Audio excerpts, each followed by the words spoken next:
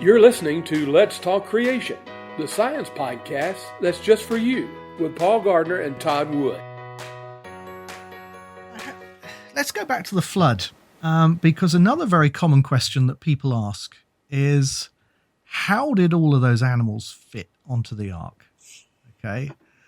Have we got to accommodate two of every species of land-dwelling animal? And if so, how is that possible on that boat? And it must have stank. Really bad. Imagine living in a barn for a year and you're not allowed to go outside. Thinking back to the Scopes trial, which is a famous thing here in the U.S., where a high school teacher was tried for teaching evolution against state law. The trial culminated in this big cross-examination of William Jennings Bryan, who was representing the Bible, and Clarence Darrow, who was representing the teacher, and he was examining Bryan, and he asked Bryan, "Do you really believe that Noah took all the animals onto the ark?" And Bryan responded, "Except for the fish." and Darrow is clearly sort of flummoxed by this. He is confused by the response, and so he takes it as Bryan being sort of difficult and sarcastic.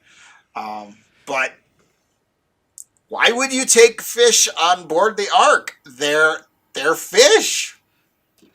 It's a flood, right? You don't need fish. You don't need starfish. You don't need jellyfish. You don't need any of those things. So my first response is, I don't think we agree on what an animal actually is, or at least what the Bible is referring to when it's talking about animals on the ark. So when you think about what the Bible is referring to, creationists have tried to sort of estimate these numbers, and this has been going on for centuries. We can find creationists doing this sort of work in the 1600s, when people first started really tabulating how many animals there were out there, and again, modern estimates, maybe a couple thousand animals on the ark. And the ark is gigantic, by the way. You could fit 3 statues of Liberty. New York Harbor, Statue of Liberty. 3 of them could fit into the ark with room to spare. So we're not talking about a tiny little, a little raft here, and Noah bringing some of his livestock, maybe. We're talking about a massive, massive barge that had more than enough room, and really, it really did have more than enough room. There is even generously assuming that Noah had to take every one of those species on board the ark, you still have a large quantity of space left over after you account for water provisions and food provisions and everything else that would be on the ark. There was space left over, which I think is surprising to some people. They think that somehow the ark is impossibly huge and there's no way that Noah could have fit everything on there. But when you actually do the math, there's space left over.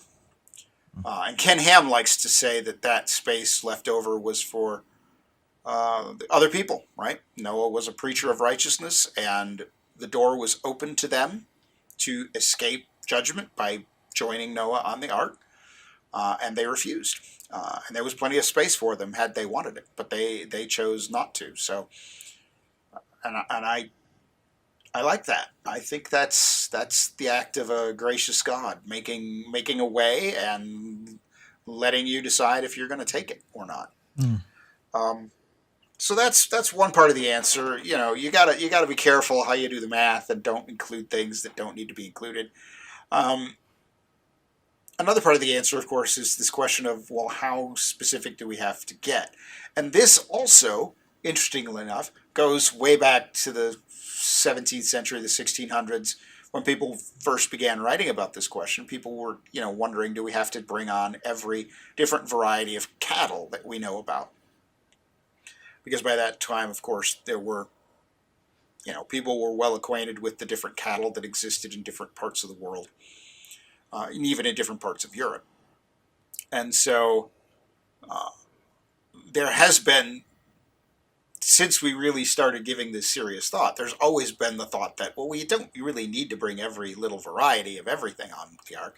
You just need to bring sort of representatives of various types of animals, which then we sort of associate with this notion of according to its kind. So, yeah, the ark problem is one of those nagging problems that people really struggle with. And for me, when you actually sit down and work through the problem, it's not really a problem at all. And yeah, we might wonder, how does Noah stand being cooped up with a bunch of stinky animals for a year? Sure, yeah, we can wonder about that. What did he do with all the doo-doo that they're producing? Yeah, I don't know. That's a reasonable question. There's a lot of work to take care of that many animals. But in terms of just capacity, sheer capacity of the ark, the ark has room to spare. It's that big, and there are not that many animals on board. So how's that for an answer? Yeah, that's good. And I think it's important to recognize that even if we make extremely generous assumptions about the number of animals on the ark, probably way more than actually would have had to have been represented on the ark, you can still see that it's basically feasible to accommodate those animals. And in fact, some people have done sort of manpower type studies to work out, could 8 people look after this number of animals with the kinds of labor saving devices that perhaps, would have been available to people in ancient times. And even that sort of seems to show that it's reasonable to think that they were able to do that task. So that's very helpful. Yeah, it's not the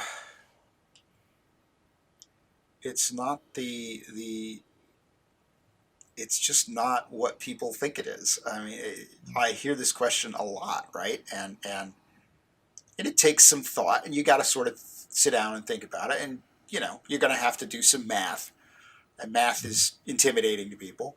But at the end of the day, I mean, you can listen to the skeptics who say, it can't possibly happen, or you can listen to the people who've actually done the math and say, well, actually, it seems pretty plausible if you make some reasonable assumptions about how the ark might have been built, how it was, and what sort of things needed to be saved aboard the ark.